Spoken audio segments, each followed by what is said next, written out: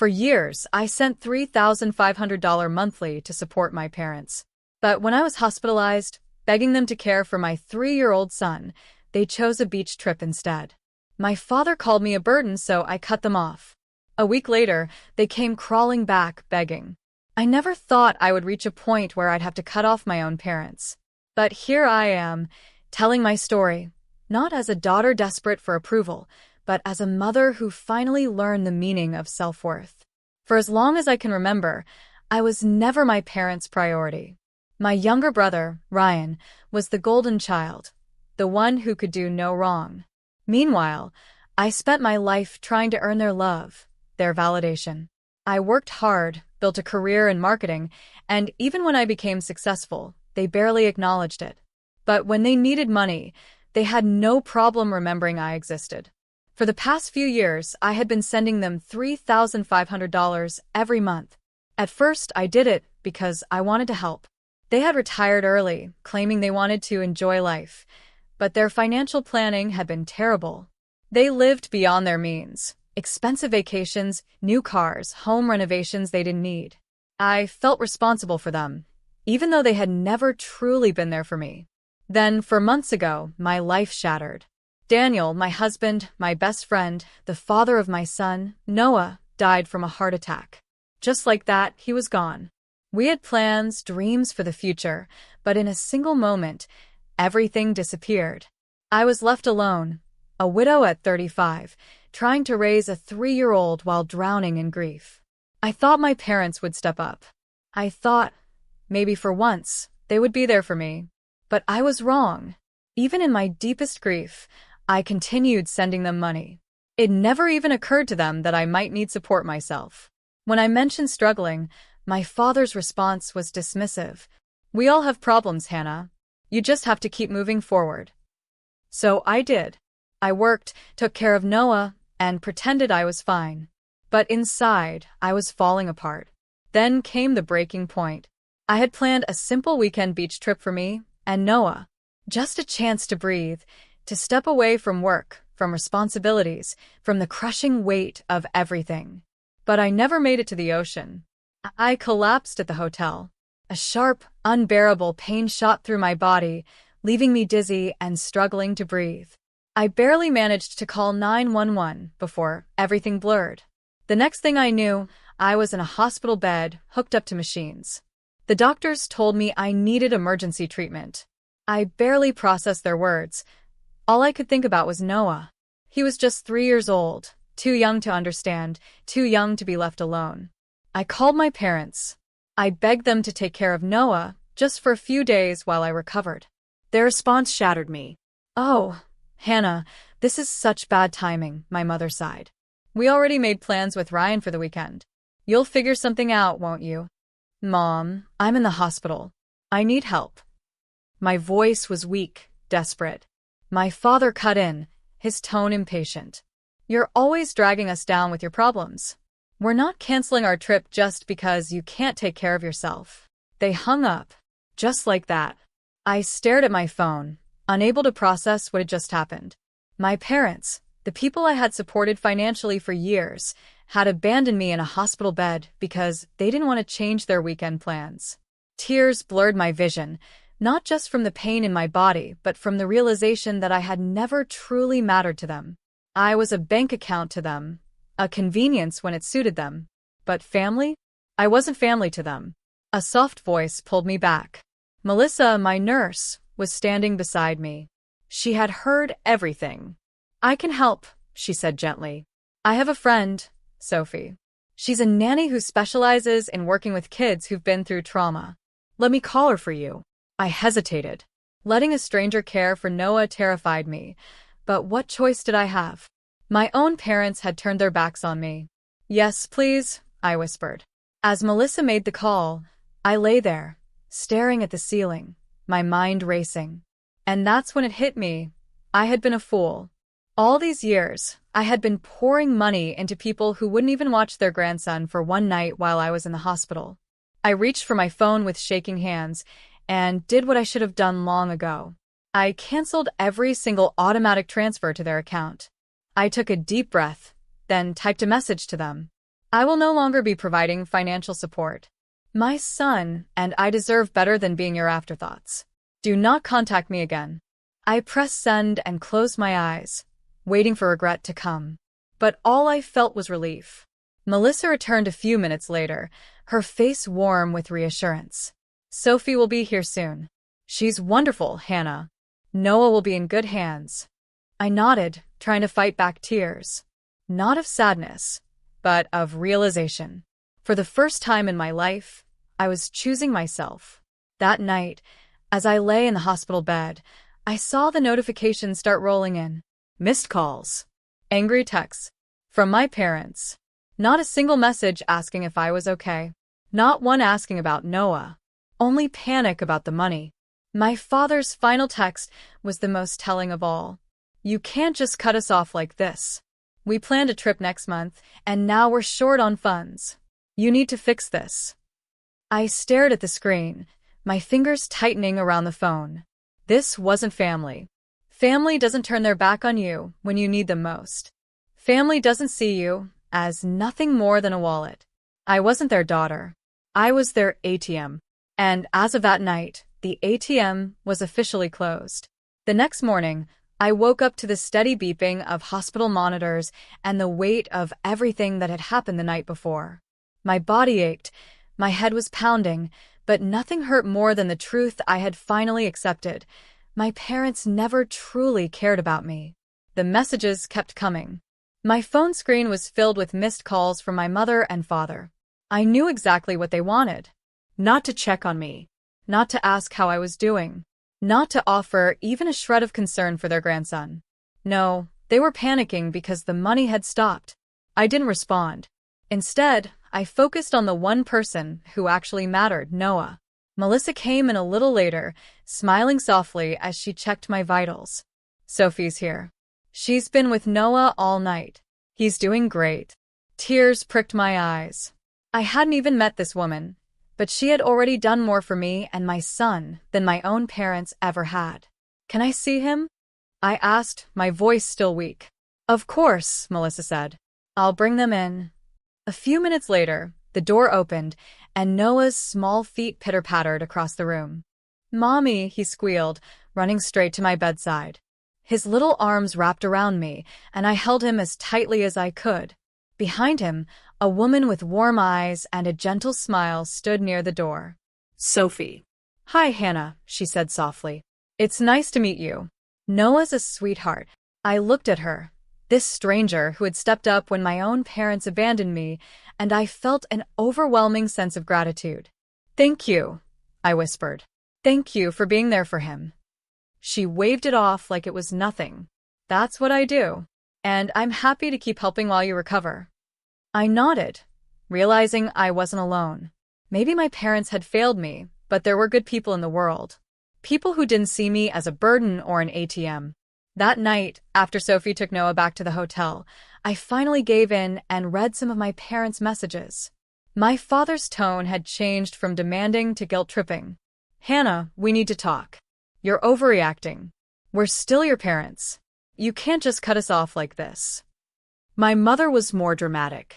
How could you do this to us? We've sacrificed so much for you. Sacrificed? A bitter laugh escaped my lips. They had never sacrificed anything for me. Every milestone in my life, college, my wedding, even Noah's birth, had been overshadowed by their own priorities. I shut off my phone and let myself sleep for the first time in what felt like forever. When I was discharged a few days later, Sophie brought Noah to pick me up. I expected to feel overwhelmed, but the moment I stepped outside, breathing in the fresh air, I felt lighter. A decision had been made. I wasn't going back to the life I had before. The first thing I did when I got home was start planning for the future. I hired Sophie part-time to help with Noah while I worked. I drafted a will, making sure that if anything ever happened to me, Noah would never end up in my parents' care. And I blocked their numbers. It wasn't easy.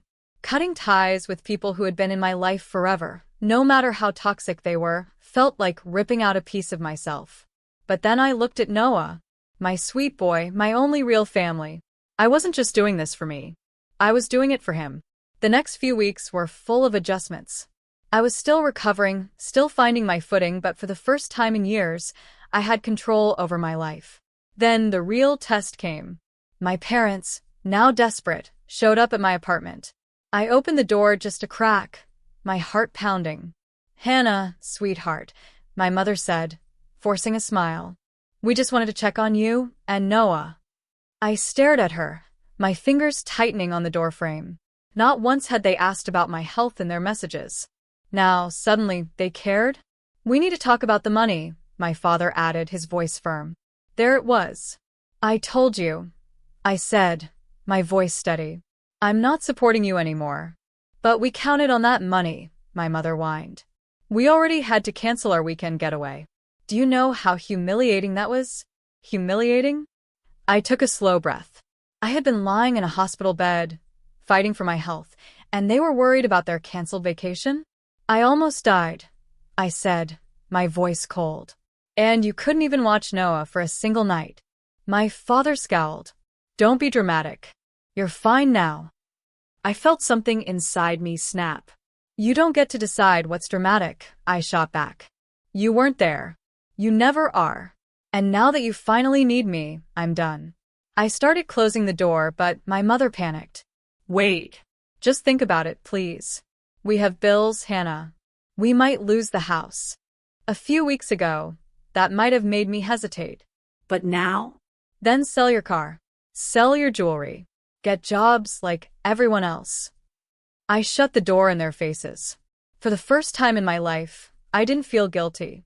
The next day, I got a call from my cousin David. He had heard about what was happening. "They're telling everyone you abandoned them," he said. "But honestly, nobody's buying it." I sighed. Of course, they were playing the victims. "Let them talk," I said. David hesitated. "Hannah, you don't deserve this. I just wanted you to know I'm on your side." I blinked back tears. Someone was finally on my side. Over the next few weeks, I realized I wasn't alone anymore. Sophie helped with Noah. Melissa, the nurse who had been so kind to me, stayed in touch. David kept me updated on the family drama, but most of the extended relatives saw the truth. Even Ryan, my golden child brother, finally saw through our parents' lies. One night, he called me. "They told me you were just being selfish," he admitted. "That you cut them off for no reason." But I talked to David. "I know what really happened." I was silent. "I'm sorry, Hannah," he said softly. "I should have seen it sooner." For the first time in years, I felt hope. Maybe I hadn't lost everything. Maybe, just maybe, I was finally building something real. Ryan's apology caught me off guard. For years, he had been the golden child, oblivious to the way our parents treated me. He had always taken their side, whether he realized it or not. But now, for the first time, he saw the truth. "I had no idea how bad it was," he admitted over the phone. "Mom and Dad always made it seem like you were being dramatic, that you enjoyed pulling away from the family." I let out a bitter laugh. "Dramatic? I nearly died, and they chose a weekend getaway over their own grandson. What kind of parents did that?" "They're panicking," he continued. "The mortgage, their bills, they were relying on your money more than they let on." I clenched my jaw. Of course, they had been. They had built their entire lifestyle around my income, and they never thought I'd stop paying. "Ryan," I said, "what do you want from me?" There was a pause before he sighed. "Nothing. I just wanted you to know I get it now. And I'm sorry." For a moment, I didn't know what to say. Part of me had spent years resenting him, but another part, the part that had always just wanted a real sibling, felt something else. "Thanks," I finally said. That was the beginning of something new between us. In the meantime, my parents' situation was crumbling fast. I heard from David that they had taken out a second mortgage on their house. They had maxed out their credit cards, spent thousands on vacations, a new car, even a luxury home renovation, all assuming I would keep covering their expenses. Without my money, they were drowning. One night, I got another text from my mother. "Hannah, we really need to talk. The bank is threatening to take the house. Can't we just work something out?" I stared at my phone for a long time. I could picture her sitting in their expensive, oversized living room, surrounded by furniture they couldn't afford, wearing jewelry I had unknowingly paid for. And now they were asking for help? Where was their concern when I was in that hospital bed? I deleted the message without responding. A week later, they showed up at my door again. This time, Ryan was with them. I hesitated before opening it. Ryan gave me an apologetic look, but my parents? They looked desperate. Hannah, my mother started, reaching for my hand. Please? We're going to lose everything. I pulled back. That's not my problem, I said firmly. My father's jaw tightened. You're being cruel. We took care of you your whole life, and now you're abandoning us when we need you. Anger burned in my chest. You took care of me? I repeated. When? When I was sick and needed you. When Daniel died, and I was falling apart. When I begged you to help with Noah. Tell me, when did you ever take care of me? My mother's face twisted. Hannah, we just thought you were strong enough to handle things on your own. No, I said, my voice steady. You just didn't care. Ryan cleared his throat, shifting uncomfortably. He was seeing it firsthand now, the way they twisted things, made themselves the victims. My father crossed his arms. So that's it? You're just done with us? I nodded. I am. My mother's eyes filled with tears, but for the first time, I wasn't falling for it. We don't have anywhere to go, she whispered. You had options, I said simply. You could have saved money. You could have made better choices. Instead, you spent recklessly because you thought I would always be there to bail you out. Ryan finally spoke. She's right. You didn't just make a few bad decisions. You built your entire life around Hannah's money, and now you're blaming her because she won't keep paying for your mistakes. My father turned on him. So you're taking her side now? I'm taking the side of reality, Ryan shot back. For a moment, no one spoke. Then, my mother's voice dropped to a whisper. We never thought you'd actually cut us off. I looked at her, really looked at her, and I saw it in her eyes. She had never believed I would stand up for myself. They had spent years using me, and they assumed I would never say no. That I would keep paying, keep sacrificing, keep breaking myself to make their lives easier. They were wrong. I hope you figure things out, I said finally. But I am done. I closed the door. And this time, I didn't feel guilty. Over the next few months, I started building something new. I moved into a smaller, more affordable home, one that was perfect for me and Noah. It had a backyard, a cozy kitchen, and for the first time in years, I felt at peace. With my financial freedom, I started a side business designing memorial websites, a way to help people honor their lost loved ones. Inspired by Daniel, it was work that actually meant something to me. Sophie became more than just a nanny. She became a friend. And Ryan? He kept showing up. Slowly, we were learning how to be real siblings, without the shadow of our parents between us. Then one day, a letter arrived. It was from my mother. I almost threw it away, but curiosity won. Inside, the words were shaky but different. I see now how selfish we were, she wrote. We should have been there for you, and instead, we used you. I was angry at first, but now I understand why you did what you did. You were right. And I am so sorry. I sat there, staring at the letter for a long time. Had she truly changed? Or was this just another way to pull me back in? I didn't know. But for the first time, I realized it didn't matter. I had already moved forward. I stared at the letter for a long time, reading my mother's words over and over. Part of me wanted to believe it, wanted to think that after all these years, she had finally realized what she had done. But another part of me knew better. Words were easy. Change was something else entirely. I didn't respond right away. Instead, I focused on my life, the one I had built for myself and for Noah. For the first time in years, I wasn't constantly worried about money. I wasn't drained by endless guilt or caught in the cycle of trying to please people who would never be satisfied. I was free. Noah was happier too. He had settled into our new home, making friends with the kids next door. Sophie had become like family, and my business was growing, giving me a sense of purpose beyond just surviving. For the first time, I wasn't living for someone else. I was living for us. Then one afternoon, Ryan called. Mom and Dad want to meet with you, he said. They're not asking for money. Just a chance to talk. I hesitated. A few months ago, I would have refused without a second thought. But something in Ryan's voice made me pause. Why now? I asked. He sighed. Because they've hit rock bottom. They had to sell the house, the car, everything. Dad's even working part-time at a hardware store. They're not the same people, Hannah. And he hesitated. Dad had a health scare last month. Nothing major, but enough to scare him. I think it changed him. I closed my eyes. A part of me felt that familiar pull, the instinct to fix things, to be the daughter they wanted. But another part of me knew that this wasn't about them anymore. This was about what was best for me. I'll meet them, I said finally, but on my terms. A week later, I walked into a quiet cafe near my house. My parents were already there, sitting at a small table by the window.